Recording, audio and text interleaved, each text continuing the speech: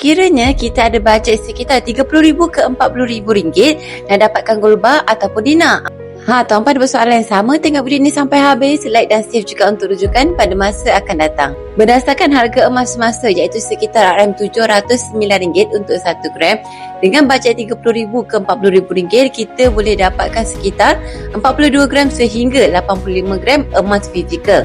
So, bila kita dah tahu anggaran grade emas tersebut, barulah senang kita nak dapatkan emas fizikal, gold bar ataupun dinar. Nak dapatkan dinar yang berbentuk bulat ataupun nak dapatkan gold bar yang berbentuk petak.